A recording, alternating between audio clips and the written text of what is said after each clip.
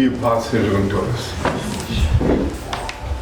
O Pai eterno e inefável, Deus infalível, Criador do Universo, das culminâncias do Teu reino, do trono do Teu poder, do alto do qual Teus olhos temíveis tudo descobrem, tudo veem. Abençoe Teus filhos com saúde, luz e justiça, porque Tua é toda glória para todo sempre, ó Pai. Agora, meus filhos, que ouvis falar de guerras, rumores de guerras, reino contra reino, nação contra nação, tempestades, terremotos, inundações, pestilências, fomes, conscientizai-vos. É apenas o princípio das dores que anunciei para enunciar no meu retorno. Eu sou emissário do Pai, reconheço vosso direito de pensar e de ser o que quiserdes, de que me respeiteis o direito e dever de esclarecer quem sou. Não escolhi ser Cristo, não posso vos obrigar a saber quem sou, mas isto não altera a minha realidade. Pensais que é fácil, obediente ao meu Pai, andar endoentado assim, os ignorantes zombando de mim?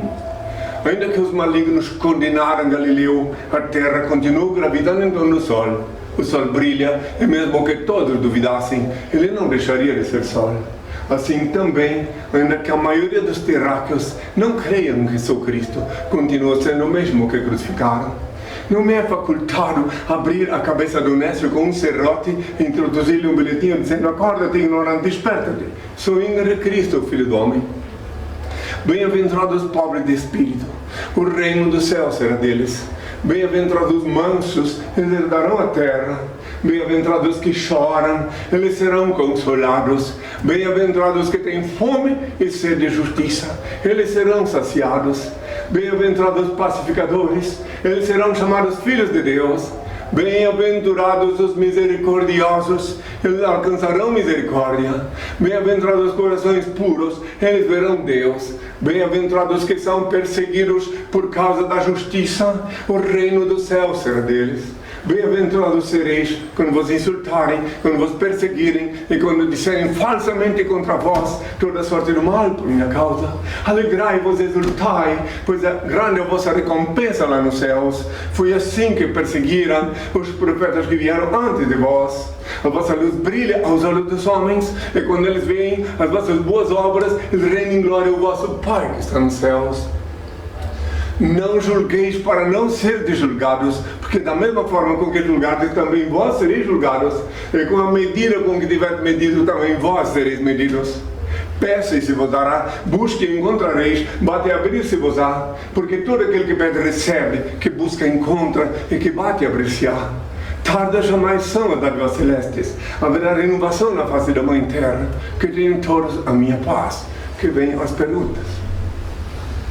Henri, primeiramente eu queria agradecer por me receber aqui na tua casa. Realmente eu agradeço as pessoas por irem até a minha, mas muito legal aqui, muito bonito aqui a tua casa. Queria te agradecer de verdade. Pai, que eu não tenho casa nenhuma, nunca vou ter casa nenhuma, não possuo bens materiais e nunca vou possuir. Tá? Isso previsto no Estatuto do Reino de Deus. Aqui é o Reino de Deus formalizado pela SOS, instituído há 40 anos atrás, dia 28 de fevereiro de 82, dentro da Catedral de Belém, Pará, e oficializaram, formalizaram em Curitiba no mesmo ano. Só para entender que a casa do Pai, que tem toda a minha paz. Sejam bem-vindos. Obrigado. Na verdade, eu queria te perguntar também sobre essa data. Ela tem alguma razão mística? Porque dia 28/2 é o último dia de fevereiro de 82, tem alguma coisa envolvendo isso? Perfeitamente. Quero responder, mas gostaria de ver teu rosto. Tá. Muito bem. Então daí, veja uma coisa. Eu não escolhi essa data. Eu voltei ao Brasil dia 19 de março de 81. Meu pai tinha determinado, depois que eu fui expulso da Inglaterra, vivi na França durante 7 meses, e o senhor determinou que eu viesse aqui chegar a completar 33 anos aqui no Brasil. E durante só aquele ano que eu não podia passar dos 33 anos para estabelecer o Reino de Deus na Terra e praticar o ato libertário que culminou com a instituição do Reino de Deus na Terra lá em Belém do Pará, dentro da Catedral. Então eu percorri o Brasil todo, cheguei em Salvador dia 19 de março de 1981 e depois, dia 22 de março daquele mesmo ano, completei 33 anos. Aí percorri o Brasil todo. Eu vim ao Brasil com título precário de apátrida, porque eu fui declarado apátrida em França, no Thionville, e então voltei assim nessas condições, e só voltei a obter nacionalidade quando as autoridades judiciárias do Brasil reconheceram oficialmente meu nome como Henri Cristo no dia 24 de outubro do ano 2000. Antes passei por um processo de falsidade ideológica que se tratou 10 anos na Justiça Federal aqui no Brasil. Muito bem, então quando cheguei, percorri o Brasil todo, aí quando chegou, eu não sabia, ele, o Senhor, disse que eu tinha que praticar o ato, mas eu tinha que praticar o ato numa catedral que tivesse um boneco pregado na cruz de gesso, né? E eu tive um ensaio em Caxias do Sul, no Rio Grande do Sul, uns meses antes, e lá o boneco era de ferro. Então meu pai disse que eu não podia, já que me fazia pergunta, eu tenho que completar ela. Publica se quiser. Isso está tudo público e notório, na web, quem quiser ver. Então daí, lá meu pai disse, agora tu vai fazer levantamento logístico quando chegar o dia, para que não tenha mais essa surpresa que o bonequinho é de ferro. Isso tudo está na mídia, quem quiser pode verificar. E daí, percorri o Brasil todo, estive aqui em Brasília também, em 81, estive em São Paulo, estive no Brasil todo. Aí quando chegou a véspera de completar 33 anos, eu cheguei em Macapá, e lá ainda não tinha uma definição. Foi lá que o Senhor disse, tu voltas a Belém. Eu disse, Senhor, é lá que vai ser o ato libertário. Lá que tu vai renascer, disse o Senhor. Então Belém, por coincidências, após as coincidências, tinha uma televisão, TV Guajará Canal 4, que era de propriedade de um senador da República e não tinha sido apoiado pelos religiosos. E ela colocou com as portas abertas para eu falar. Então eu falei numa quarta-feira, das 9 às 10. Na quinta-feira, das 9 às 11. E da sexta-feira, das 9 às 12. Pode ver a foto de mim falando. Aí que meu pai mandou marcar um encontro com o povo na Praça Dom Pedro II, mais conhecida como Praça dos Leões. E de lá em direção ao momento mais importante da minha vida. Eu tinha 10 mil pessoas comigo lá. Porque eu, durante aquela aparição na televisão, convoquei-os. Daí o restante está tudo as fotos que falam mais do que eu, as fotos da época, né? Tudo, está tudo detalhe. Aqui tem um monte. Mas tem as fotos de tudo. Saí, fui levado pela polícia, meu pai disse que eu tinha que tomar posse do caminhão da polícia para desfilar com o meu povo. Porque o caminhão da polícia estava lá de fora. E eu desfilei, como podeis ver, eu desfilei abençoando o povo. Depois é óbvio que eu fui encontrar-me com as autoridades terrestres. Eu usei o caminhão da polícia, falei para o tenente Van Tren, que era o chefe daquela comitiva, que precisava falar, que agora precisava falar o povo, abençoado. E ele mandou o motorista andar a 10 km por hora para poder falar ao povo. Aí depois, é claro, veio um controle pelo rádio, quem quiser ver na web, tem no site Gêmeas, tem site Gêmeas por quê? Porque algum sabota uma coisa lá, tem outra. Então lá tem tudo. Tem mais de 400 perguntas respondidas. Quem quiser pode aproveitar bem lá todos os detalhes. No teu site, né? Diga lá o site, Gêmeas. É www.henricristo.org.br ou henricristo.net. Eu vi bastante coisa lá. Pode ficar à vontade, pesquisar. E eu estou aqui para responder perguntas sem dogma, sem sofisma e sem subterfúgio. Direto. Que fizer a pergunta eu respondo porque eu obedeço ao Senhor. Henri, você falou também que você voltou e tinha um comando de Deus para que você fizesse os 33 anos aqui no Brasil.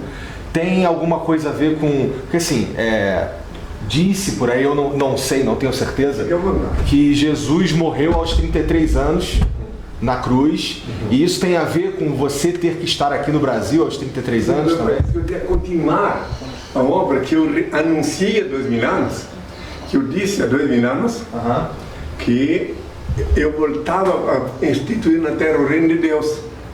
E justamente com 33 anos tinha que renascer em Belém do Pará. Belém tem todo um simbolismo, nome, e lá que Deus preparou, que em nenhuma cidade do Brasil tive tanta gente comigo. Foi lá em Belém do Pará, tinha 10 mil pessoas, isso que estavam lá na catedral. Fora a televisão de Belém do Pará, a TV Globo ficou sem ninguém. Tanto é que tentaram me convencer na véspera de eu ir para lá, eu digo, não, está aqui a TV Guarujá, me acolheu e ali eu estou, né?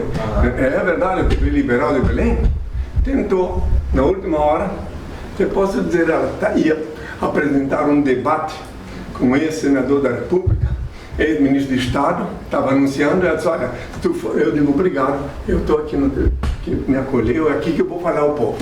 Ali que eu mandei alguém do povo adquirir uma Bíblia e uma estátua com nota fiscal e tudo, e mostrar que o bonequinho é de gesso, isso do ato libertário, mostrar na televisão que o bracinho dele era de metal, tudo eu expliquei na televisão, como pode ver, tem foto desse momento publicado. É óbvio que naquele tempo não tinha web, não tinha celular, não tinha, enfim, se fosse meia hora depois o mundo inteiro teria visto o que aconteceu em Belém, porque tinha 10 mil pessoas com celular, então, né? Então tá. Então é só para compreender. Então a ordem veio de cima. E eu obedeci o Pai. E ele disse há 2.000 anos, quando Pilatos mandou que eu escolhesse entre ser crucificado ou livre, eu disse, nenhum poder teria se não te fosse dado o Pai. Assim também agora, eu fui para a prisão, dei muitas entrevistas na prisão, muita gente vinha pedir a bênção, os soldados se ajoelhavam para tomar a bênção. Enfim, daí teve uma reunião lá, um conselho para, vamos tirar o Henry daí, senão não vai para mais essa romaria. Daí foi que eles tomaram providência. O primeiro Tribunal de Justiça do Brasil que reconheceu meu nome como Henry Cristo foi o de Belém do Pará. Só que ele não me instrumentalizou. Então eu continuei a pátria. Mas eu saí de lá como Henry Cristo, minha ficha carceral Henry Cristo. Eu saí de lá sem depender de advogado como Henry Cristo. Simplesmente saí. E fui convidado para, fui conduzido à sala do juiz da época, Dr. Jaime. Ele disse, eu não te crucifiquei como Pilatos, ele disse. Te mantive cativo para proteger-te dos teus inimigos. Claro que eu fiquei sabendo anteriormente que ele pensou que o meu lugar era... Eu sei, fiquei sabendo tudo isso, né? Mas enfim, aí, então o restante vocês podem pesquisar à vontade. Preste atenção, em todo o planeta Terra, já me fiz essa pergunta, quero deixar claro para quem me ouve, em todo o planeta Terra não tem ninguém, volta e meia reúne 3, 4 indivíduos que se dizem Cristo, e reúne e botam eu no meio. Mas não tem ninguém que passou por todos os poderes judiciários, que foi detido em vários países, não só aqui no Brasil não, isso aí sempre sem depender de advogado. Então isso não existe. Eu estou com 52 anos de vida pública e 40 que eu falo quem sou. E a mídia não é só que alguns dizem assim, mas Henry, por que tu não, Cristo curava enfermos, e tu por que não faz isso? Eu digo, dá uma olhada na web. Na França, o país mais livre que me acolheu durante essa entrevista, os jornais dela mostram na praça pública as pessoas paralíticas andando. Eu nunca curei ninguém, meu pai é que faz as obras. Há 2000 anos me disseram, mestre bom, mestre, eu disse, eu não sou bom.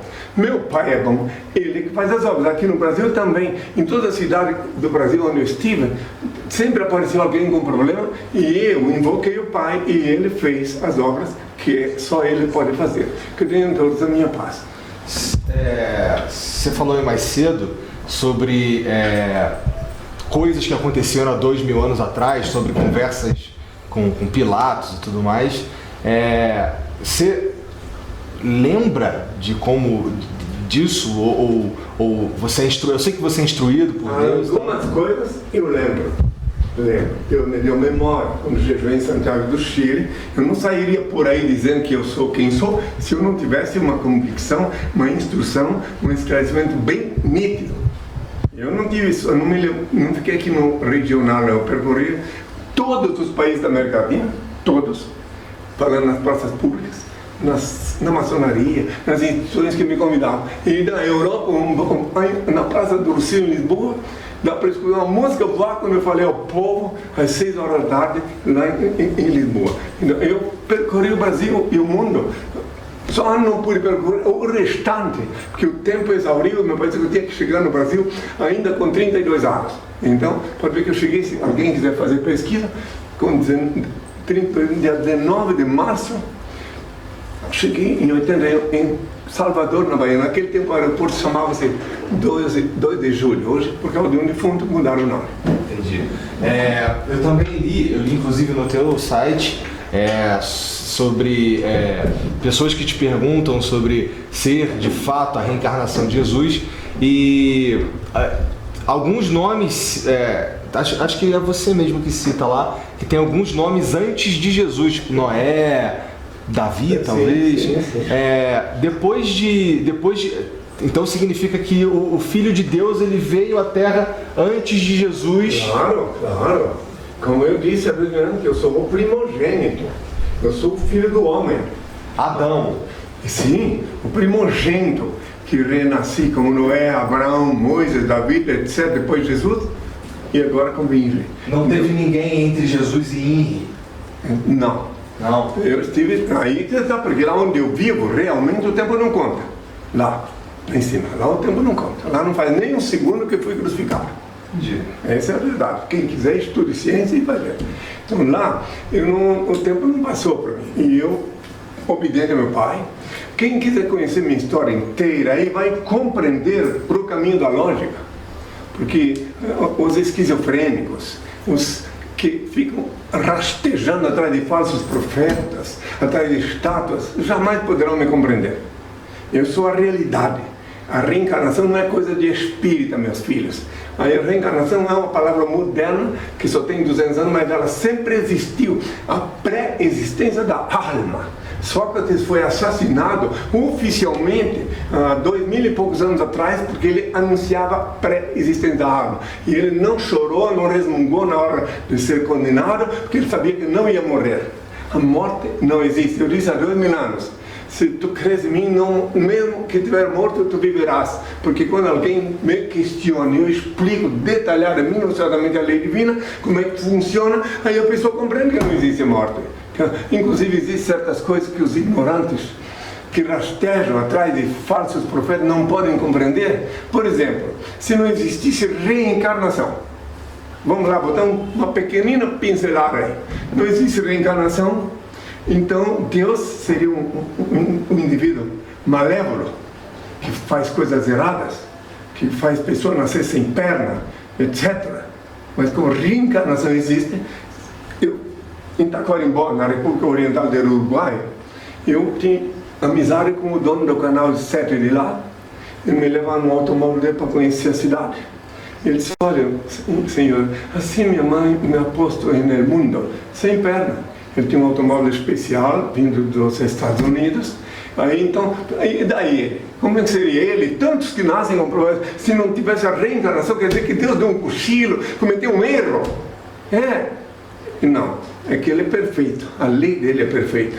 Então, se tu pensa, se não tivesse reencarnação, até a lei de Italião também não estava em vigor. Tu podia matar 10, 20, 30 pessoas e pronto, acabou. Pode levar só um tiro na cabeça. Acontece que uma vida por uma vida. Se tu mata 10 pessoas, tu vai reencarnar 10 vezes aqui, um chefe de família honrado, um acidente. Todas as mortes acidentais, todas as mortes violentas são para pagar dívida.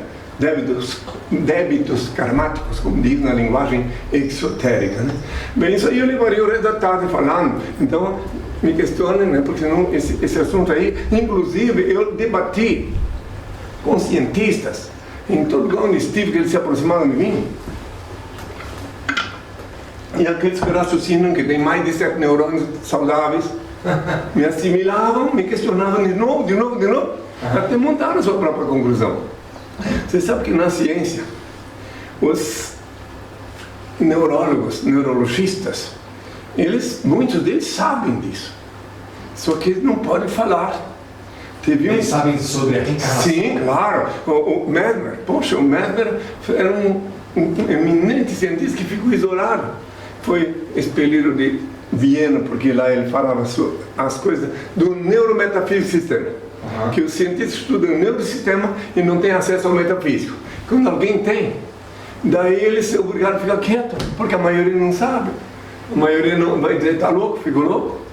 Então, daí essa é a realidade. Eu dei conferências em diferentes lugares, falei com todo tipo de cientista e todos esses mais de 7 neurônios e raciocinam por conta própria, me compreenderam. E todo esse conhecimento é instruído, eu li que você, sei lá, foi pouquíssimo para a escola. 3 anos na escola pública. Então meu pai me mostrou como é que funciona toda a cosmologia. Antes do jejum, eu era como ateu, porque eu não reconhecia o deusinho que tem mãe inventado pelos homens. Então eu falava só sobre o cosmos, durante 10 anos, de 69 a 79. E Deus tem uma pessoa ou ele ou é o cosmos mesmo? Deus, se ele é uma pessoa? Ora, Deus é o supremo criador, ele é o único ser incriado, não tem mais, o único eterno, o único ser digno de adoração e veneração, onipresente, onisciente e onipotente, é o único ser do universo. Então, prestai muita atenção, ele é maior que o universo. Ele que é o criador do universo, de tudo. Só que ele é maior que o universo. Então, você já pensou um deusinho lá, um homem de barba branca lá em cima, e aí tu invoca ele aqui, não vê se ele quer saber onde é que ele está? Quer saber, tu que me perguntas, se tu não tiver, preste bem atenção, por um instante, ele abandonar o teu corpo, teu sangue coagula. Ele é o onipresente. Tu não podes fugir dele, nem na hora de cometer um delito, de cometer um crime. Não pode ver tudo. Agora, aí está o detalhe importante. Que se ele é onipresente, e tu não pode fugir dele, nem na hora de cometer um pecado. Por que? Prestai bem atenção. De onde vem a palavra religião? Religare. Então, se tu não pode fugir dele nem para cometer um pecado, por que precisa de alguém malandro, sem vergonha, que vem te cobrar 10% do teu salário para te religar com ele? Fique sabendo por que eu fui crucificado. Porque eu disse aos meninos que os que se pensam cristãos, então nem 1% de 1% faz o que eu disse. Às vezes os meninos, tu quando orares, entra no teu quarto, fechar a porta, ora o teu Pai Celeste, em seguida o que se passa, te abençoa, disse. Não mandei ninguém em igreja, não, por isso que me odiaram tanto. Porque não tinha mais porquê tu pegar uma vaca, um boi, e lá amarrar na porta da sinagoga para pagar teus pecados, para poder falar daí com o que se dizia arrependendo de Deus. Entendeu? E por isso também, que o ato que pratiquei, que culminou com a minha crucificação, quando eu chicotei os vendilhões na porta do templo. O que um templo tem que ter casa de mulher? Por quê? Então aí que está. Quem quiser entender, entende. Outra coisa, já que estamos conversando, quer dizer, eu estou sendo entrevistado. A Bíblia é um livro de letras mortas, repleta de fábulas, lendas, parábolas, metáforas e até charadas. Só com a anuência do Altíssimo, do Criador Supremo, é que podes compreender ela. Porque senão tu vai sair, a Bíblia, se tu não pedir para ele inspiração, tu vai te tornar um assassino, vai sair por aí matando mulher, criança, que está lá que o José matou. Tu vai sair por aí praticando incesto, que está lá escrito que Ló praticou. Então, e outra coisa, vai te virar ateu. Se tu pela Bíblia, a Bíblia vai me tornar ateu se eu ler sem clareza. Quer ver? Sem pedir ao Pai. Porque lá na Bíblia mentem que Deus se arrependera de criar os homens. Que isso? Então é um erro de tradução, né? Se arrepender do dilúvio. Então há que se buscar a Bíblia assim, que é sagrada assim, porque ela carrega em seu bujo maior item de lei sagrada. Mas há que se compreender o significado. Eu vou te citar um exemplo de mentira dentro da Bíblia. Para todos que me ouvem depois, se for publicado, olha só uma mentira cabeluda dentro da Bíblia, no Novo Testamento. São muitas, mas vamos lá, uma principal para todo mundo que raciocina. Estava eu, segundo a Bíblia, isso é uma mentira, eu, Pedro. E aí chegou um tributarista, um cobrador de imposto. Ele veio me tributar. E daí eu disse para o Pedro, pega o teu anzol, joga lá no mar. E depois, o primeiro peixe que tu pegar, tira de dentro da boca dele o dinheiro para pagar o meu tributo e o teu. Olha quanta fantasia que colocaram depois, um século depois da minha crucificação. E assim tem outras mentiras.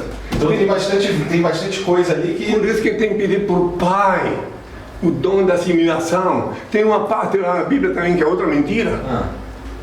Mas qual será que é a razão de colocar essas mentiras na Bíblia? Não entenderam ainda? Depois que eu parti, quanto mais fantasia, mais... O Paulo, por exemplo, que foi o primeiro falso profeta da era cristã, falso profeta, ele confessou, se com as minhas mentiras eu enalteço a Deus, porque me julgais pecador. Em Romanos 3:7, ele confessa que é mentiroso, falso, ou não é? Só que ele tem um mentiroso, então não és um otário, és um incauto, um baraca, então você não pode confiar no mentiroso.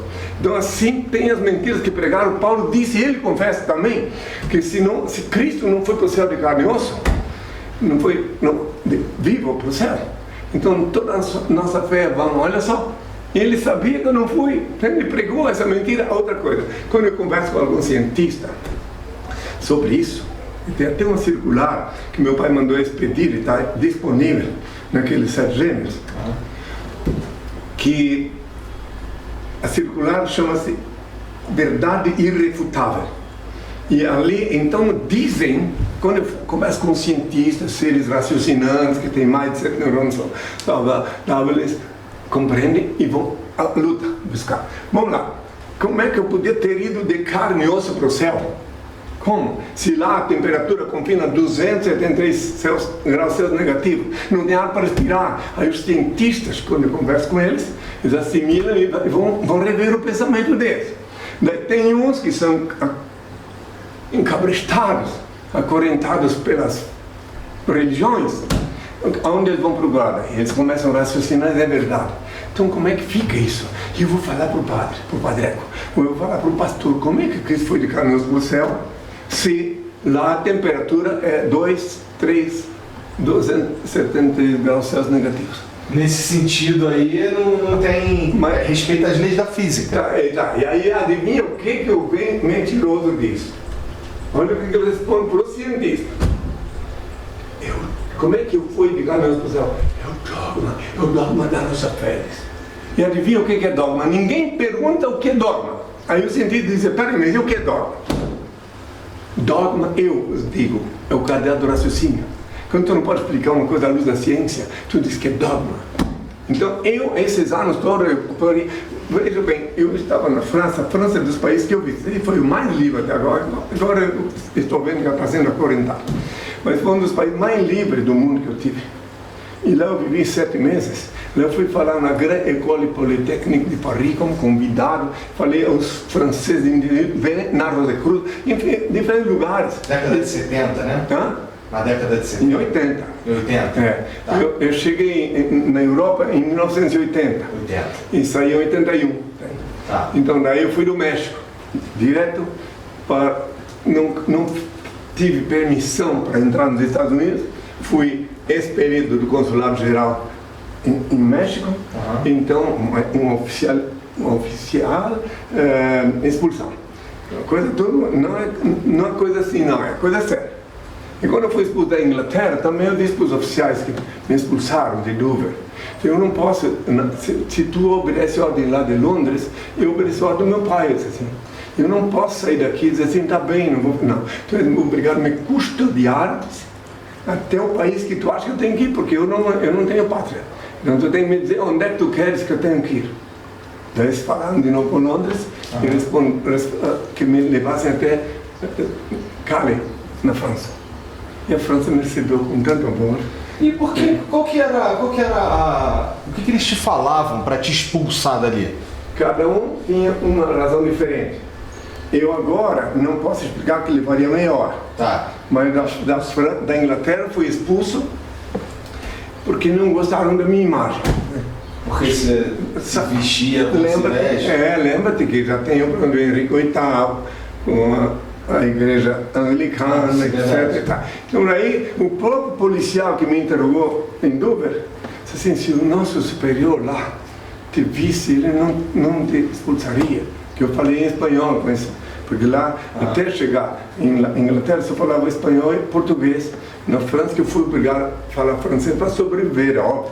As primeiras palavras que eu falei em francês foi avec ma main, mon père guérit les malades. E daí, depois de um jejum na França, eu fiz vários jejuns. Então daí eu convivi com o povo lá, com as dores dele. A França é um país Foi onde aconteceram os milagres? Sim, mais do que em outro lugar. Não foi só lá, mas lá é mais do que outro lugar. Porque em praça pública, o jornalista vinha lá e filmava, entrevistava as pessoas. Inclusive o jornalista Mexer Pená, que ele era ateu, né? E ele então disse assim, eu não posso...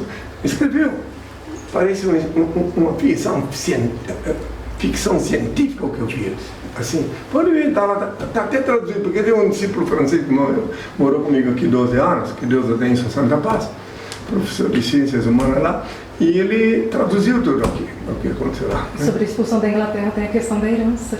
Sim, mas aí é a parte que eu não ia falar aqui lá na Inglaterra, já que os franceses me disseram, já que ele perguntou, vamos lá, os franceses me disseram a explicação dele para a minha expulsão da Inglaterra, já que eu não cheguei a entrar nem na capital, é que lá na Inglaterra teve um professor, um intelectual, que antes de partir ele deixou uma herança para mim. Ele ficou, quando eu quis voltar na terra, e daí eles acharam que eu ia em busca dessa herança. Eu nem sabia disso. Foi os franceses que me falaram, todo o documentário, o nome dele é Ernest Bigel. Então eu nem sabia, porque só Deus sabe tudo. Aí algum idiota pode dizer, mas como que ele não sabia? Cristo, só Deus sabe tudo. Cristo não sabe tudo. É outra mentira que dizem que eu tenho que saber. Não, eu só sei o que meu pai me revela. Né? Aí eu sei, porque ele me revelou. Vamos lá, e ele te revela coisas desde menino também, né? Que você tem o dom da vidência aí desde pequeno. Inclusive eu tô por dentro de toda essa história aí de antes de Senhir, que era Yuri e tudo mais. Mas essas revelações, essas coisas que Deus te diz, elas se dão por meio de uma voz que só você escuta. Vamos lá.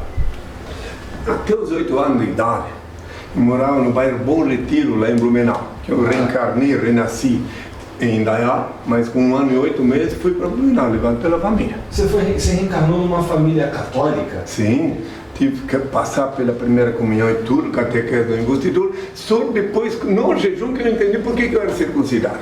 Né? Só depois do jejum. Mas voltando, onde é que...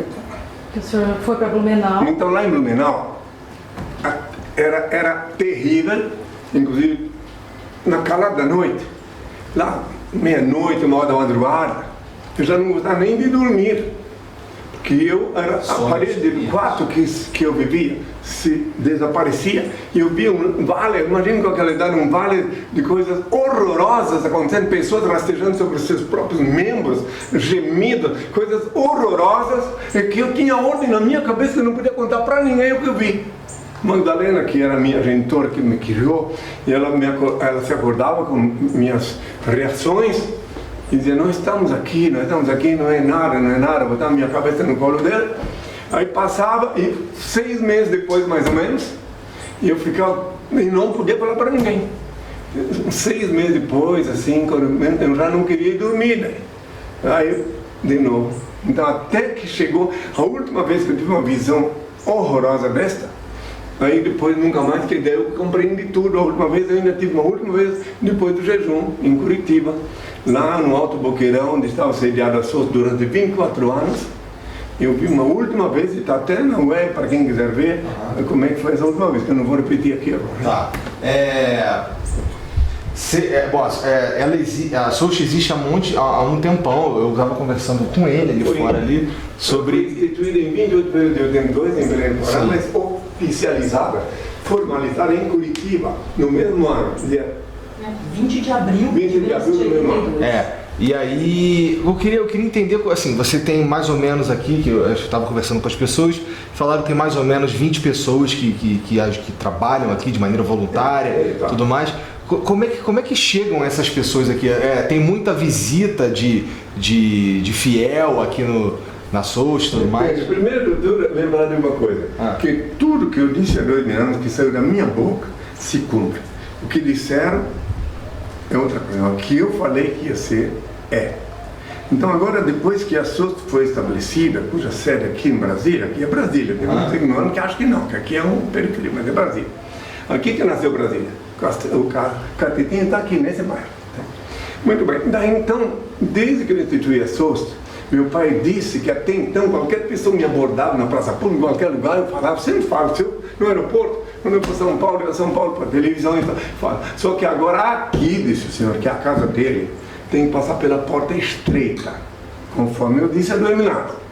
Então, no que consiste a porta estreita? Então, a pessoa não pode dizer, eu quero falar com... Não, tem que falar com os discípulos, tem assessoria, marca o dia que pode, que nem sempre eu posso, nem sempre eu estou aqui. Né? Eu não vou ser escravo de ninguém, meu pai disse. Aí aqui, quem quer conhecer a lei de Deus, depois de ler tudo que eu já falei, as 400 perguntas na internet, lê o livro Despertador, volume 1 e 2, que está lá, explosivo. Não dá para mostrar para ele? Eu tenho eu tenho. Daí, então, depois disso, inclusive, por que essa porta é estreita? E porque essa é a parte simbolicamente estreita. Porque se o indivíduo diz assim, não, já teve casa, então se ele é tudo isso, então ele não é Cristo, então não quero falar com ele. Então, agradeço a ausência. Nossa, senhor, muitos são chamados e poucos escolhidos. Exatamente, ali, ó. 20, versículo 16. Não, exatamente. Muitos são chamados, poucos escolhidos. Por quê? Que são os poucos escolhidos. Porque só quem escolhe é Deus. E como é que ele escolhe? Revelar no foro íntimo do indivíduo quem sou. Daí a pessoa chega para mim, tem pessoas que debochavam de mim. A minha primeira discípula, que Deus a tem, estava comigo quase 40 anos. Quando ela me viu em Belém do Pará, ela disse, era Cristo na terra, que coisa nenhuma. Assim. Aí depois ela foi me ver na Praça do Relógio, falar, isso na primeira vez, eu entendi. Aí ela me seguiu, ela enfrentou o Poder Judiciário do Rio de Janeiro, tudo que os pais não queriam, e eu junto com ela, e estamos, até hoje, ela partiu fisicamente, mas o espírito dela está ligado comigo, porque ela foi a pessoa mais corajosa que encontrei aqui no Brasil, até a fundação da SOS. Isso que você falou é interessante também, tem a ver com uma próxima coisa que eu queria saber, que é, você fala sobre as pessoas que já faleceram, que estejam com Deus e tudo mais. Cara, você tem alguma ideia de como que vai ser o fim da jornada do corpo do Henrique Cristo na Terra? Claro, meu filho. Preste atenção, isso foi uma excelente pergunta. Que eu disse a Dorilanos que quando eu voltasse aqui, todo olho me veria. Mas bem, quando eu falei isso, ninguém nem imaginava uma web. Ninguém. Desde que eu estou aqui, 30 anos atrás, ninguém falava 40. Muito bem, todo olho me verá, certo? E também disse na sequência, está ali, ó, cabelo branco da cor da neve, né? Então, quando o meu cabelo ficar branco da cor da neve, todo olho me verá só, então todo olho me verá, porque muitos ainda estão rastejando aí atrás de fantasia.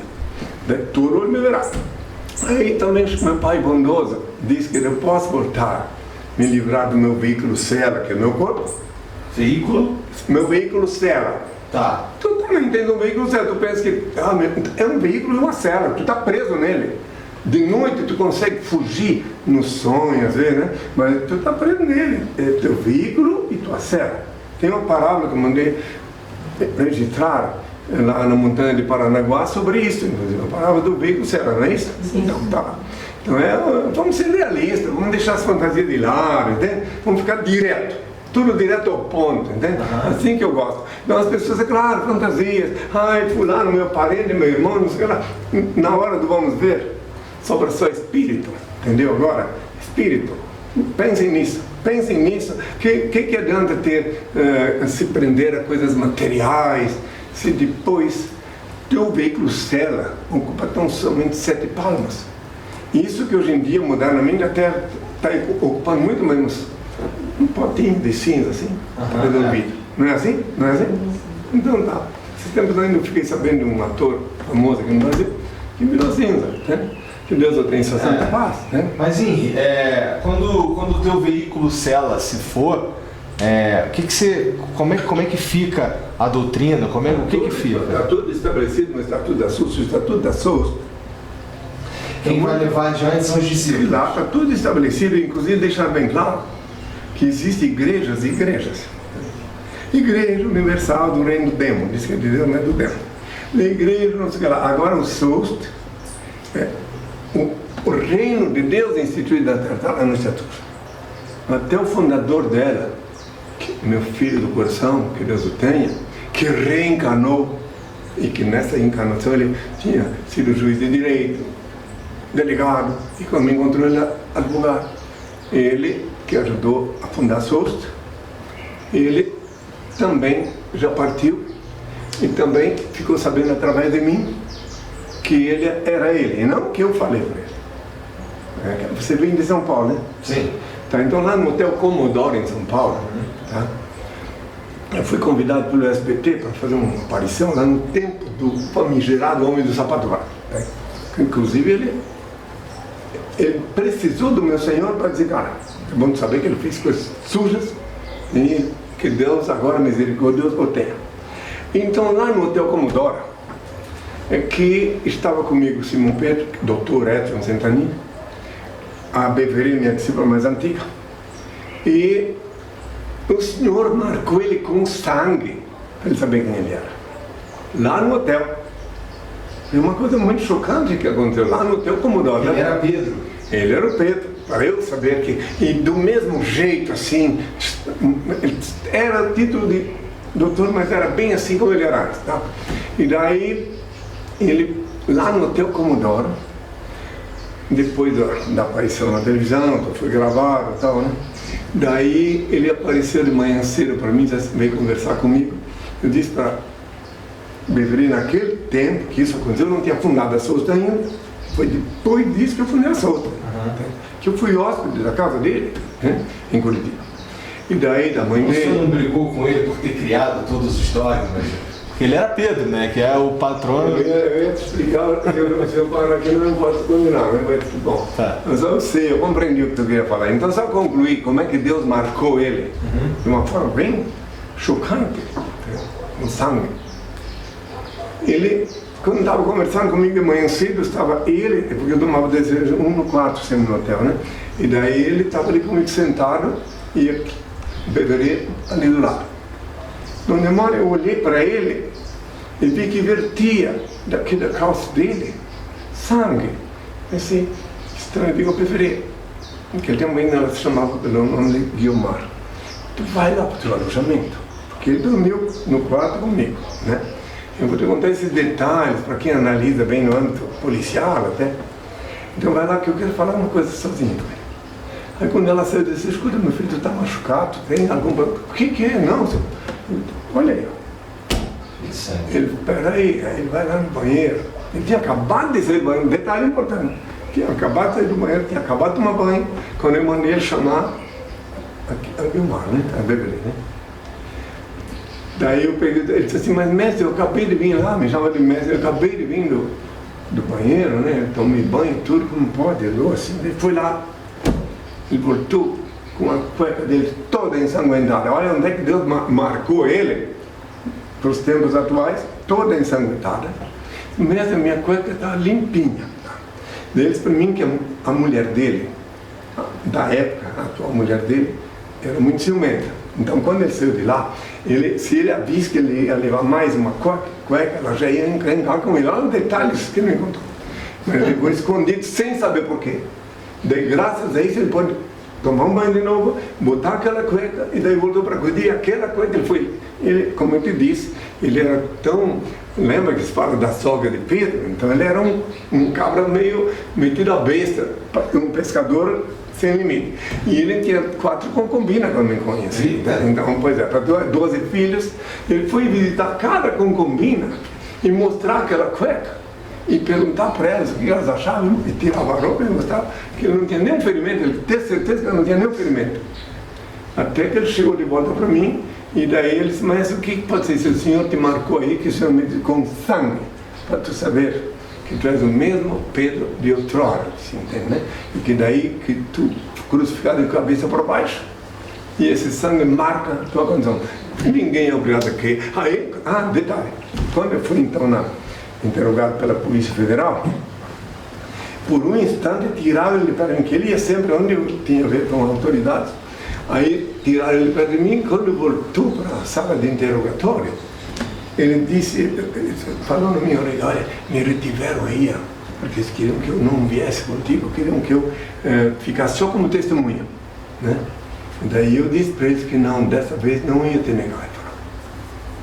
Então ele já tinha assumido a condição dele, tinha raça, ele tinha sido seminarista, tinha estudado na PUC, essas coisas, seminarista, né? Que a genitora dele... Um cara estudado. Sim, ele inclusive estudou religiões, ele foi obrigado a estudar religiões no tempo que ele era delegado de polícia, que surgiu um caso que ele me contou, né, de um indivíduo que incorporou um espírito lá, e bateu até nos policiais e tudo. Ele foi ver pessoalmente o que se tratava.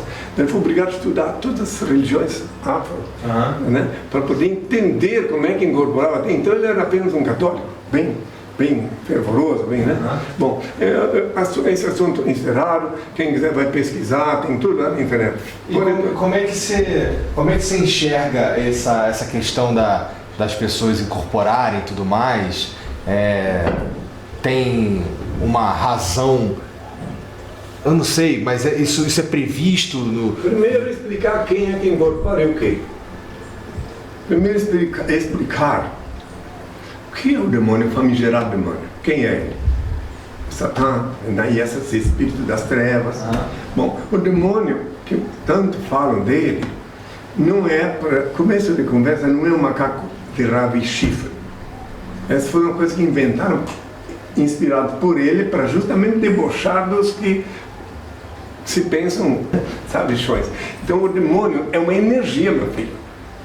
Uma energia, o demônio é uma energia que atua no âmbito da negatividade.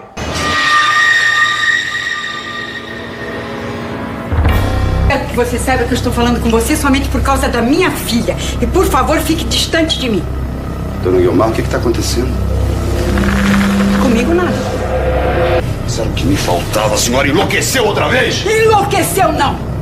Você que é louco, idiota. Pensa que pode segurar minha filha só porque ela está grávida. Sabe muito bem o que pode acontecer com essa criança, não? Ela pode até não nascer. A Andressa pode sofrer um aborrecimento e perder a criança. Desculpa, Deus não é uma energia. Deus é uma super energia. É uma super energia. Tá bom. A energia de Deus é tão grande. A energia de Deus é do tamanho do universo e maior. Já vez que ele estava dando vida para esse aqui, para todo mundo. E por isso ele não, a princípio, não tem uma forma de homem. Deus. Não. Se ele tivesse a forma de homem, ele seria. Aí tu estava aqui desamparado. Ele podia estar lá na China, na Coreia, sei lá onde. Isso é interessante, porque isso conversa bastante com o que eu acredito aqui. Mas eu queria explicar, essa coisa que é tão importante, a conscientização. Muito importante a conscientização. Que então ele é onipresente, onisciente, onipotente, porque ele pode tudo, ele sabe tudo, e ele é onipresente. Então ele vivifica cada célula do teu corpo e cada partícula do teu sangue. Muito bem. Mas só que ele, o lugar que ele reina absoluto, né, é lá em cima. Por isso que quando tu orar para o Pai, pedir, tem que olhar para cima, com os olhos abertos, porque os olhos são a janela do Espírito. Que olhando fechado, só vê treva. E os falsos religiosos mandam ficar de olho fechado, porque eles querem que tu não te comunique com Deus. Preste bem atenção. Então ele está em todos os lugares.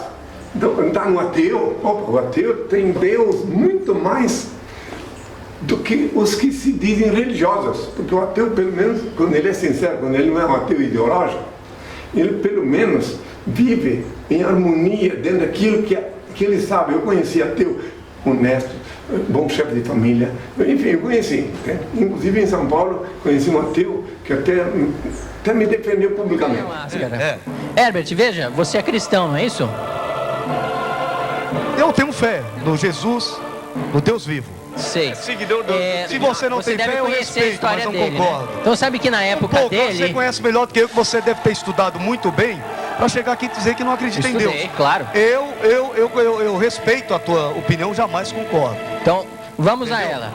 Aquele Jesus no qual você acredita, ele rompeu com a religião que ele tinha, não é isso?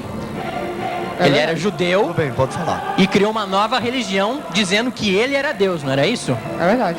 Ele tinha um pequeno séquito de seguidores, como você lembrou, e era ridicularizado por todos os demais. Exatamente.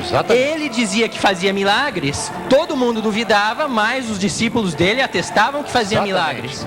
Agora, você vem dar uma de cético com relação ao INRI? Como? Eu também tô Como todos os Daniel. cristãos têm a cara de pau de dar uma de cético com o Henri Cristo só porque ele está aqui. Então seja cético com os dois. Se você quer ser coerente, ou seja cético com os dois, ou acredite nos dois. Eu acho estranho, de novo, que as pessoas critiquem os discípulos deles com tantas centenas de milhares de pessoas em clausuras e fazendo votos de castidade. Daniel Sotomayor. Daniel Sotomayor. Ele falou. E o senhor fala muito de Carl Sagan também, que era um inspirado. E também outros. E outros considerados ateus, né? Não, Carl Sagan foi um indivíduo inspirado, mas que aí está. Que uma pessoa que não quer mais ser vítima da fantasia das religiões, até ela descobrir Deus, ela é ateia. Até ela descobrir que Deus não é um boneco, que Deus não tem mãe, que absurdo, mãe de Deus. Alto lá. Ele é o único ser incriado, o único eterno. Não tem mãe. As fantasias que inventaram na minha ausência, quem quiser, e sabe, eles podem pensar o que quiser, mas a verdade é a verdade. A verdade, eu falei a verdade. Conhecereis a verdade, ela vos tornará livres. Você já pensou o que vale mais? Vamos raciocinar aqui. Para aqueles que querem usar o status benevolente de cristão, então eles têm que saber se eles vão levar a sério o que eu ensinei e estará para sempre, ou o que os vigaristas ensinaram. Eu disse para rezar no quarto, a porta fechada. Mateus 6, versículo 6. E ele disse, tu tem que ir na igreja para coçar o teu bolso, para tirar o dinheiro do teu bolso, construir um templo satanão aí, para 10 mil pessoas com dinheiro de quem? Dinheiro surrupiado, ilicitamente. Então, verdade seja dita. Eu não tenho por que me esquivar da verdade. É verdade. Vai analisar bem lá atrás. Eu disse assim, orai e vigiai, que ninguém vos engane, porque muitos virão em meu nome, farão prodígios, enganarão muitos, até os eleitos, se possível fosse. Mateus 24, versículos 5 e 24. Esse era meu nome antigo, obsoleto, Jesus. Por isso que meu pai me mandou com um nome novo, INRI, que está previsto em Apocalipse 3, versículo 12. O nome que eu paguei com meu sangue na cruz. INRI, INRI. O nome Jesus de Nazaré, rei dos judeus. Pilatos escreveu sobre minha cabeça a ordem dele. Pode ver lá na Bíblia. Então, todas as coisas do Senhor são intocáveis. Para mim, eles, depois que eu descobri, por isso que eu também tive que viver 10 anos, quer dizer, mais de 10 anos, da minha adolescência, da minha infância, quando eu deixei de comer hóstia, até o jejum. Eu vivi como ateu, porque era ateu que não cria nesse Deusinho que fizeram. Até eu descobri o Pai Eterno, descobri que Ele é o Senhor, e eu era qualificado de ateu. Vamos lá. Entendi. E sobre essa guerra, hein? O que você tem para dizer sobre essa guerra da Rússia e Ucrânia? Que está previsto já, há 2 mil anos eu falei, é apenas o princípio das dores. Ainda não é hora da hecatombe nuclear. Tem alguma coisa a ver com aquele sonho que você tinha? Sim, não é a hora ainda. Eu vi, prestai atenção, eu percorri toda a América Latina falando sobre a hecatombe nuclear. Então, naqueles tempos já era tão difícil de acreditar que isso ia acontecer. E eu falei na França também, em Portugal, explicando que menos de 1 milhão de pessoas vão restar quando chegar a hora da hecatombe nuclear. Porque não vai ser uma bomba só. Não vai ser como Hiroshima e Nagasaki. Vai ser todas as bombas. Vai ser simultaneamente. Então daí, não é uma coisa, como é que eu vou te explicar? E não tem como frear. Eu posso dar uma explicação lógica para isso. Porque, infelizmente, não tem como impedir. Só atitudes protelatórias podem me inventar algum vírus, alguma porcaria protelar. Mas só que inevitável, por quê? Você não tem ideia do que custa uma bomba atômica para um país, para manter ela funcionando? Muito caro. Eu tive um amigo lá na França, engenheiro da atômica, que falou para mim que a manutenção é muito cara. Então daí vai chegar um momento, se tu constrói uma bicicleta. Tu queres ver ela funcionar. Tu precisa ver ela funcionar. Senão tu não tens o status de inventor. Então, a bomba atômica foi inventada. E é inevitável. Mas como Deus existe, como nada acontece na Terra sem o consentimento de Deus, por isso que eu vi, meu pai mostrou que não vai ser agora. E daí compreende essas vai e vem, né? Porque senão, o maior arsenal atômico do mundo, segundo eu vi pela mídia, é da Rússia. Né? E Deus te falou alguma coisa sobre como, sei lá, alguma coisa para dizer para as pessoas no meio dessa guerra e tudo mais? Então, somente dizer para quem quiser me ouvir, e eu não tenho nenhuma pretensão que creiam no que eu falo, porque eu sei que só os dele vão compreender o que eu falo. Eu simplesmente que confiando nele, é impressionante você compreender como é que funciona o mecanismo cósmico. Se tu confia em Deus e tu vais atravessar um local onde tu ia encontrar balas perdidas, por exemplo, e tu, digamos que estava direcionado para ti uma dessas, uma bala perdida.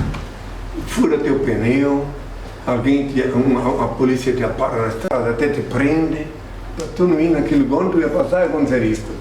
O mecanismo divino é tão fantástico, mas poucos compreendem, poucos podem compreender. Então, às vezes uma pessoa perde, aqui no Brasil, uns anos atrás, nos anos 80, um jornalista estava indo num avião como ministro de Estado para uma cidade interior do Pará. E ele desembarcou em Belém, depois, quando ele quis embarcar, não deu mais. E o avião caiu. Então, aí a pessoa reclama, mas por que perdi? Mas depois não era a minha hora. Um avião caiu na África com 300 e poucos passageiros, faz muito tempo isso. E sobrou um só vivo. Entende? E tem vezes que acontece, mas como é que pode? Aquele terremoto matou 700 pessoas, ou 1.000 pessoas, 10.000 pessoas. Como é que pode? A coincidência cósmica permitiu que aquelas pessoas começassem uma nova vida fora do corpo.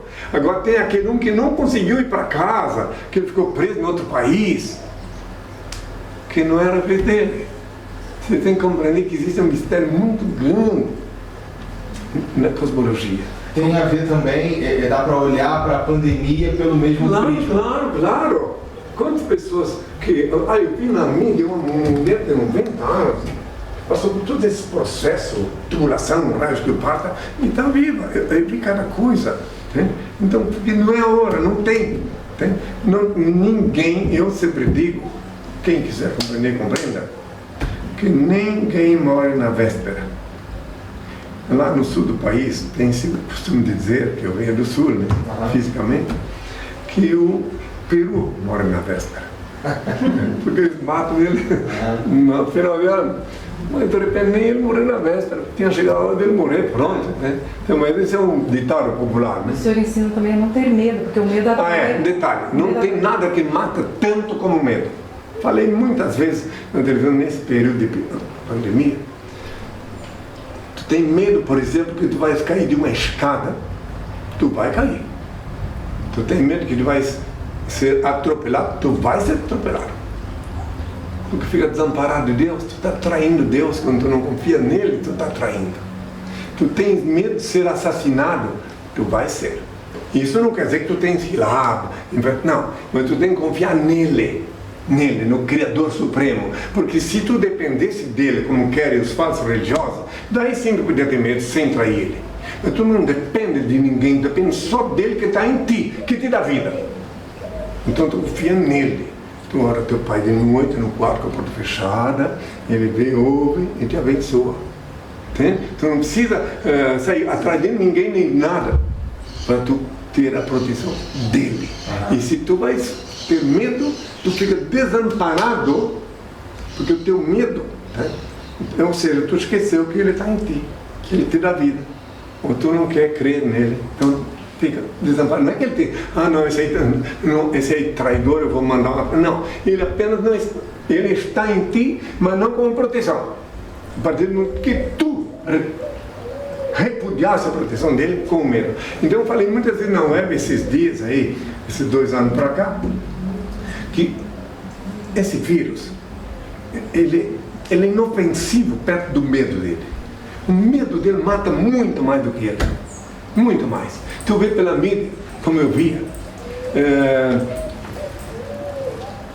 milhares de... Na mídia, aquela mídia... A funerária, né? Centenas de ataúdes esperando por ti. Tu vê pela mídia, centenas de buracos cavados esperando por ti. Sim, tu tendo medo, né? Aí tu olha, na hora que tu fosse acometido pelo vírus, porque tu precisa desse fiozinho de vida para viver, para respirar. Tu precisa respirar. Aí tu fica como tu te lembra que tu visse lá dizer, para lá que eu vou. Aí a tua mente bloqueia esse último fiozinho de vida e daí tu vai para lá. A tua mente bloqueia. Agora se tu confia plenamente no teu Criador, no teu Senhor, teu Deus, sabendo que a vontade dele é soberana, que se ele quer que tu fique aqui, tens que cumprir uma missão aqui, então não tem perigo. E se tu porventura cai numa armadilha qualquer, então é porque, se tu continua confiando nele, então é porque tinha chegado a tua hora. Mas você já falou algumas vezes aí antes também que você já debateu com cientistas e tudo mais, então eu imagino que você, na verdade eu sei que você é um cara que respeita a ciência e tudo isso, então você não tem nenhum problema das pessoas, por exemplo, dos seus discípulos se vacinarem, você se vacinar e tudo mais? Claro, eles são livres para fazer o que quiser. Agora, eu, só se meu pai der a ordem. Tá. Entendeu? Se ele me der a ordem, eu saio em busca de imediato. Mas eu tenho que ouvir a voz dele e reconhecer que ele que disse. Entendeu isso? Entendi.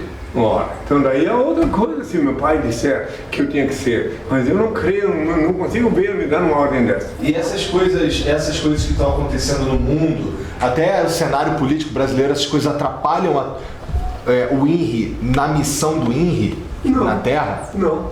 Sabe por quê? Porque está tudo previsto. Presta atenção. Então não existe possibilidade de eu querer que fulano seja presidente ou não. Não, nada disso. Eu continuo dando a César o que é de César e a Deus o que é de Deus. E o que acontece? Eu tenho certeza absoluta que nada acontece na Terra sem o consentimento do Senhor da vida e do destino. Nada. Ah, mas morreu tantas pessoas.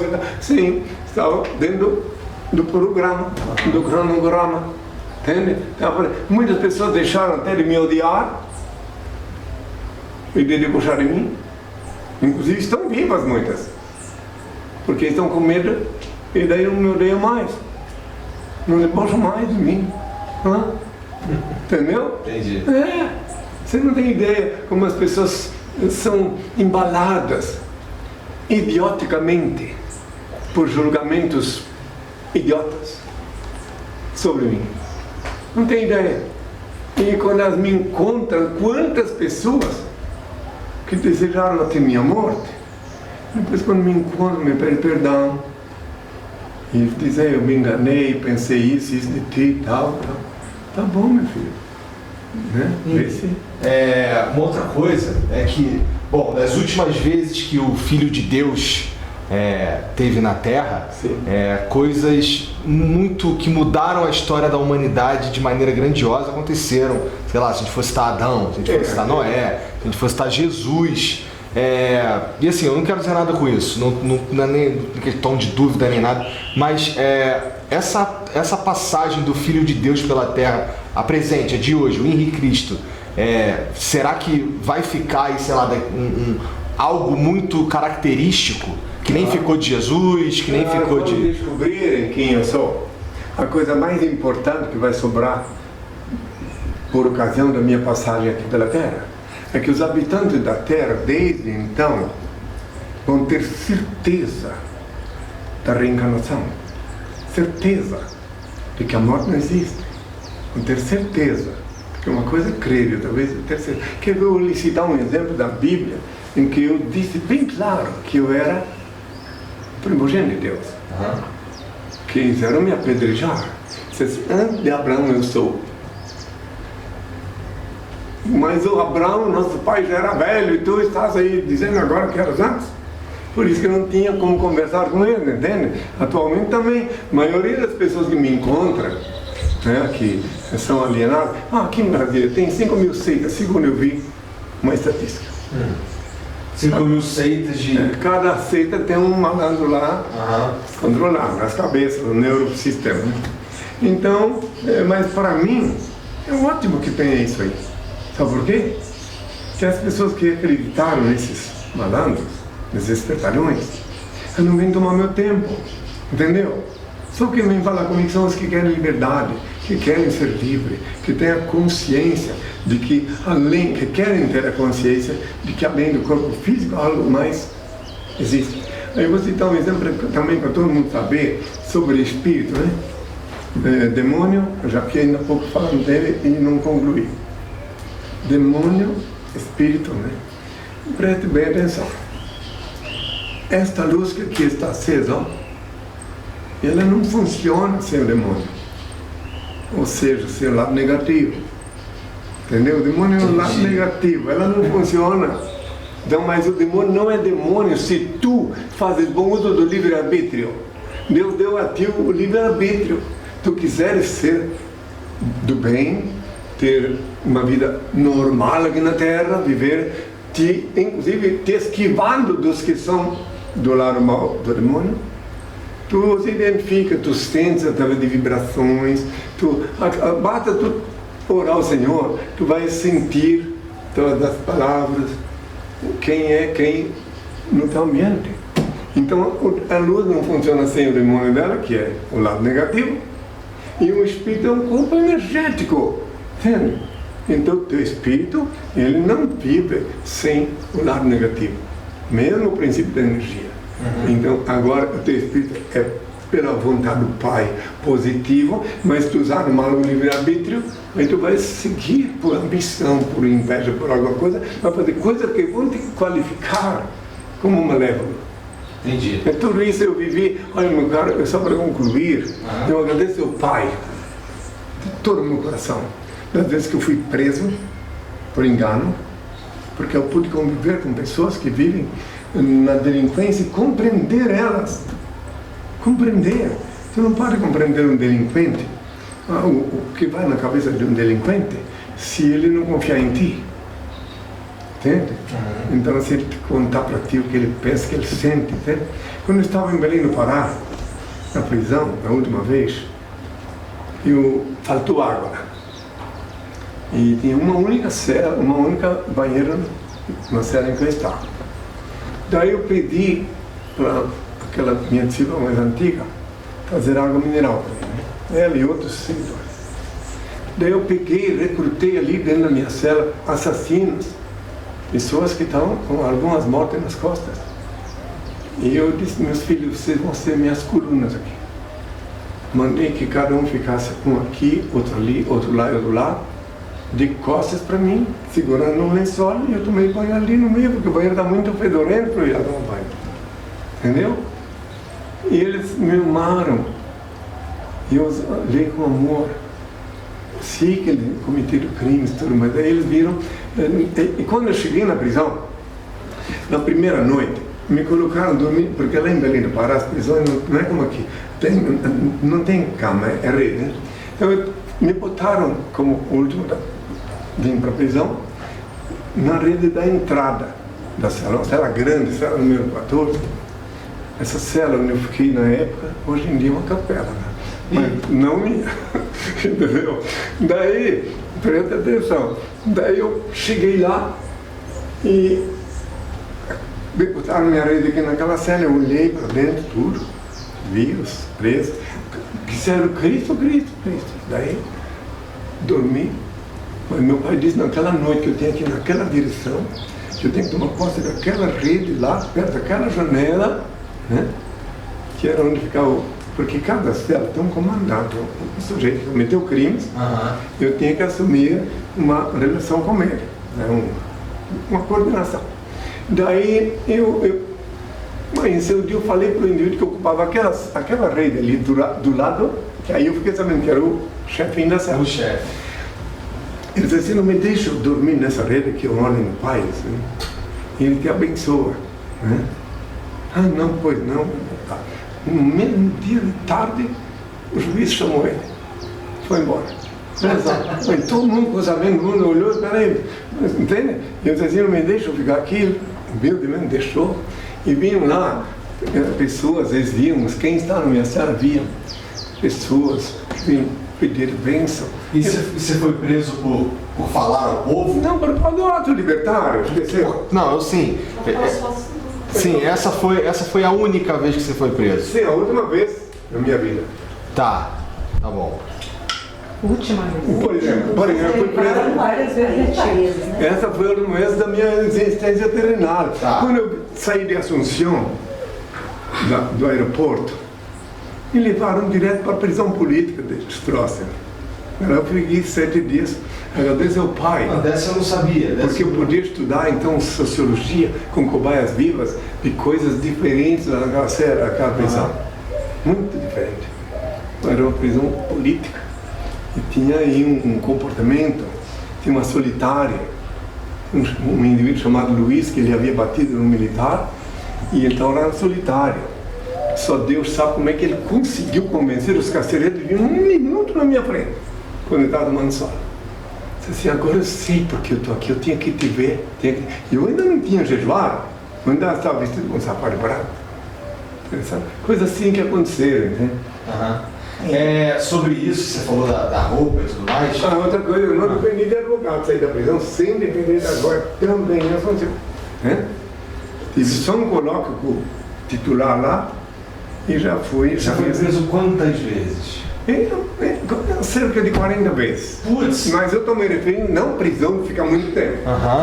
No detiro e tal. E sempre saiu sozinho, falando por si mesmo. Muitas vezes, quando eu era menino, adolescente, eu comecei minha vida pública, minha vida, trabalhar para eu viver.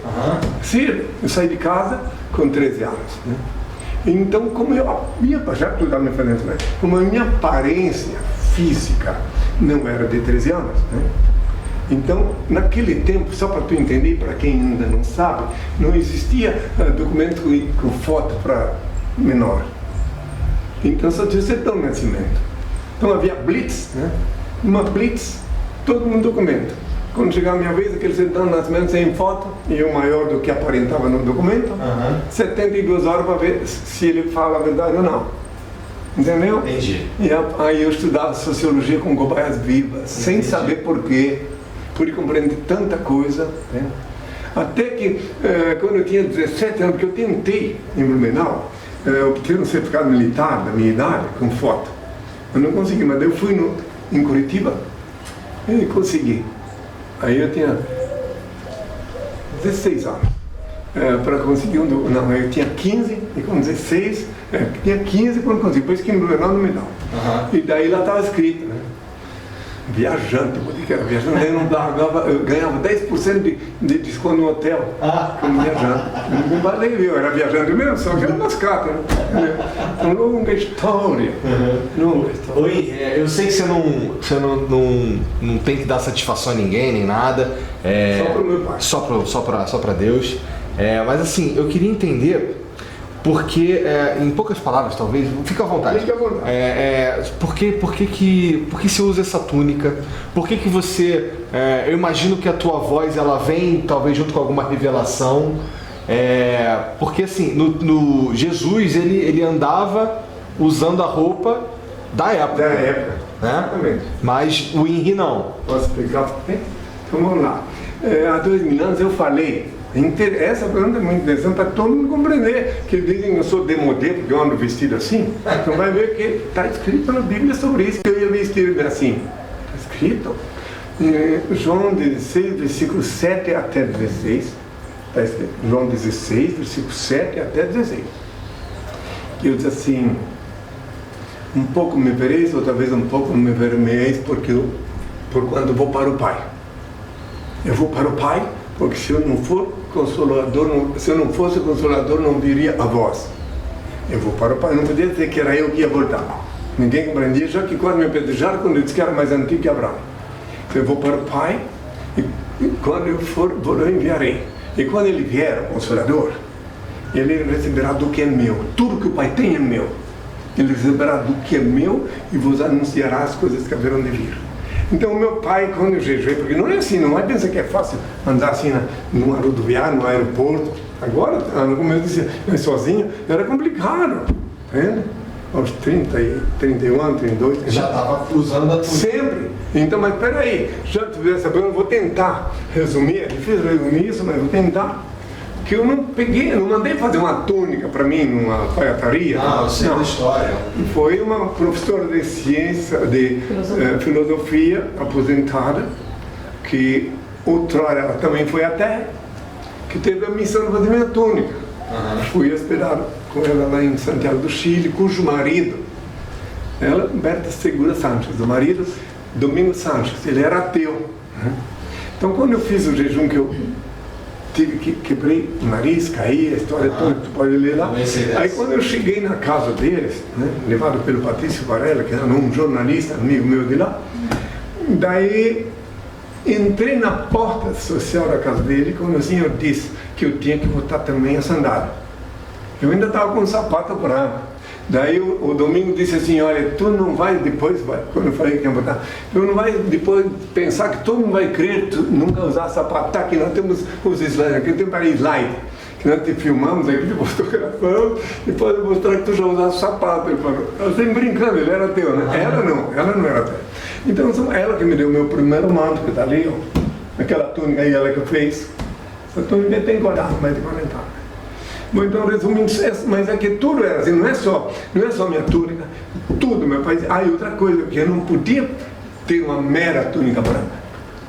Tinha que ser aquela que ele inspirou a pessoa para fazer. Né? E ela, uma mulher culta, ela disse, quando fez minha túnica, ela lacrimejou sobre ela e disse que estava sentindo que já havia feito uma túnica como aquela, ela não era costureira. São tudo coisas assim. A pessoa que fez minha primeira sandália também lacrimejou, e quando eu chegava no aeroporto e começavam a olhar para mim, assim, eu lembrava dessas pessoas, lembrava do que o Senhor falou e tinha autoridade para enfrentar quem viesse. Eu nunca me esqueço que eu estava no Hotel Monterrey, Hotel Rio em Monterrey, divisa com os Estados Unidos, lá no México. Um hotel grande. Eu tinha acabado de falar ao povo e ia dormir uma noite lá. Daí, eu passando no saguão, assim, tinha uns 3 cabras conversando entre eles, e um deles olhou para mim, por que você se veste assim? Né? Não deixou eu responder, o outro respondeu por mim, porque quer se parecer com alguém que nós outros amamos. É claro que eu já dei uma chibatada verbal nele, é claro que o gerente do hotel já veio ali reclamar que eu não podia tratar tão mal os hóspedes dele. E daí nisso já chegam umas pessoas que tinham me visto que queriam que eu fosse para a casa delas, já fui, enfim, assim era muitas vezes difícil andar vestido com a túnica, né? Lá em Belém do Pará, por ocasião do ato libertário, para ver as fotos, tiraram minha túnica, pensando que sem túnica eu deixava de ser Cristo, olha só. Aí ficaram sem graça, quando viram que eu continuava sendo Cristo, aí eles que viram que eu não uso cueca, porque eu não sou homem, sou o filho do homem, ficaram olhando entre si. Acho melhor devolver. E não tiraram meu foro, porque o meu foro, ó. Tá, deixa eu ver se eu acho. É a túnica. Aqui, ó. Tá aí, ó. Que trabalho para mostrar o foro. Então é isso, meus filhos. Então é uma coisa assim, vão tudo, uma conversa boa, você é um excelente entrevistador, que Deus sempre te concede. Obrigado. Mas que eu ia passar uma mensagem, por favor, antes de despedir, mas quer fazer uma outra pergunta? Não, na verdade eu queria mesmo agradecer por me receber aqui mais uma vez. E é isso. Depois a gente tira uma foto também. E eu queria também pedir para todo mundo que está assistindo a gente aqui no YouTube, aqui no Flow, que entre lá, muitas coisas que o Henry falou aqui, muitas coisas que eu já sabia também sobre a história dele, tem lá www.henricristo.org.br Ou né? henricristo.net. Ou henricristo.net. Então entra lá, tem realmente lá onde tem um documento lá com 400 perguntas sobre o Henri Cristo que eu li, então tem bastante conteúdo lá se quiser saber. Por favor, Henri.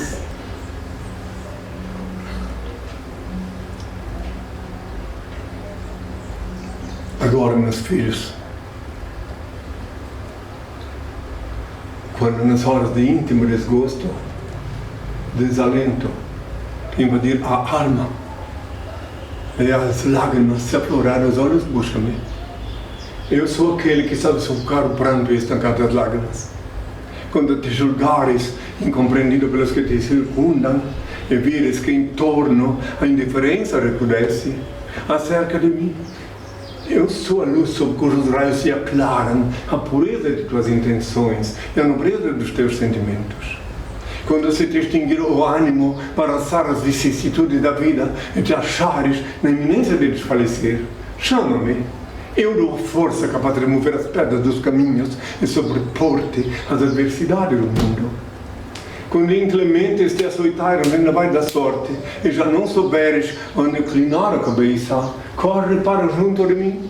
Eu sou o refúgio em cujo seio encontrarás guarida para o teu corpo e tranquilidade para o teu espírito.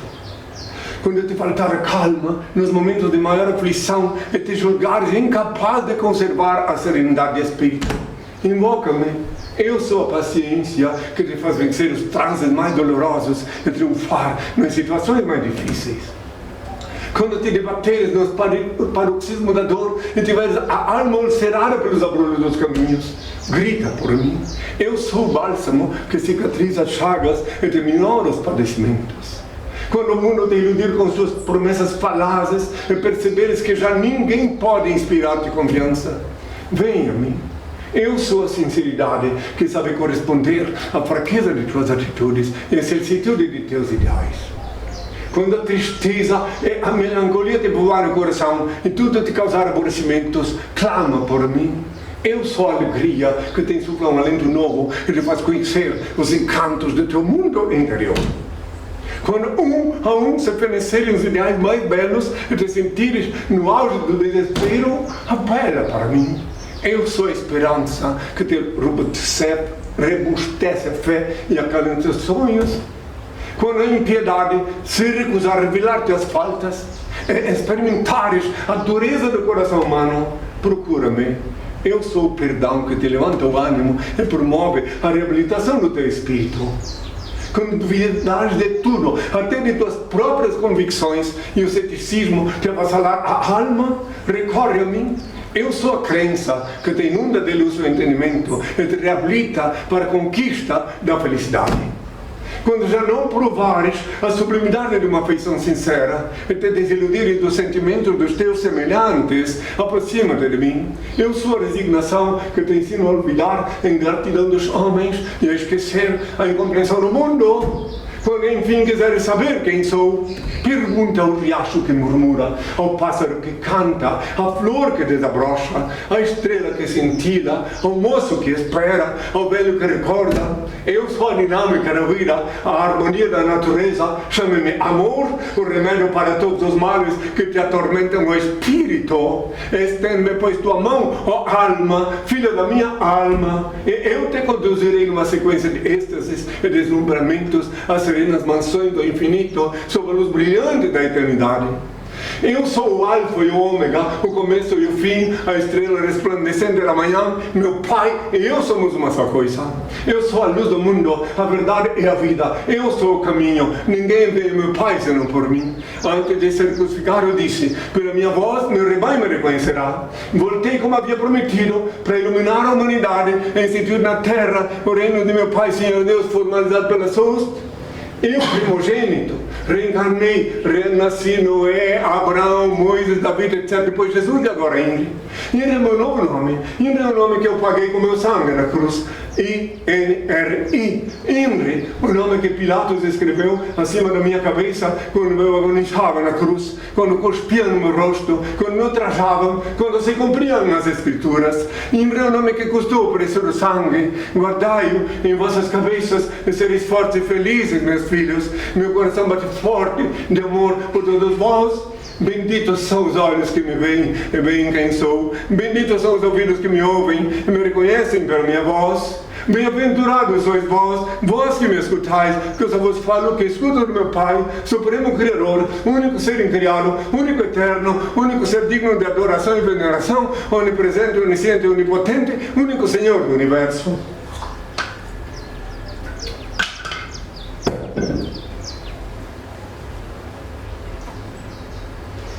Agora, meus filhos, ainda que sob o rugir das procelas humanas, o grunhir dos porcos e o latir dos cães, eu vos exorto uma vez mais: ajudai vosso irmão que segue o mesmo caminho à vossa semelhança. Ele é alguém em busca da verdade. Mesmo que não sorria, felicita-se com o vosso sorriso. Aproximai-vos e oferecei-lhe amizade. Vós possuís o valioso tesouro da fé, que possivelmente ainda não lhe enriquece o espírito. Vencei a antipatia que possa inspirar o primeiro encontro e aproximai-vos mais. Não vos impressioneis negativamente.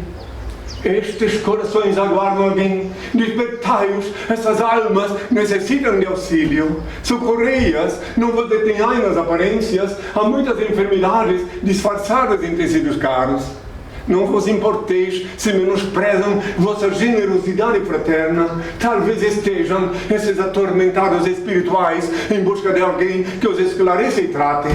Não vos arrependais se não vos recebem. Na tormenta em que se demoram, certamente se desacostumaram a crer na manifestação da ternura alheia. Insistir discretamente. Toda alma requer compreensão e carinho. Se vós não vos sentis inspirados pelo Criador e tiverdes tomando sobre vós o encargo que não vos foi confiado, a transcendental genialidade vos mostrará a grande luz da verdade. Passareis a receber então a excelsa inspiração do Pai. Seja qual for o resultado de vossa tentativa, vale. Experimentai novamente, ajudai outrem, colocai ao alcance dos outros a fonte generosa da amizade, oferecendo-lhes as águas cantantes do amor fraternal. O verdadeiro amor surge na urna da amizade honesta, como joia preciosa da verdadeira afeição. Amor é luz no caminho, clareai vossa estrada, todos vós havereis de reconhecer que a terra é a mãe purificadora no sofrimento, que pacientemente espera seus filhos queridos para o reencontro místico da renovação. Utilizai assim o magnetismo do amor para apresentar a todos um amigo sublime que mesmo nesse século de corações duros continua buscando almas para o meu reino de luz. Agora vou pedir o parabéns.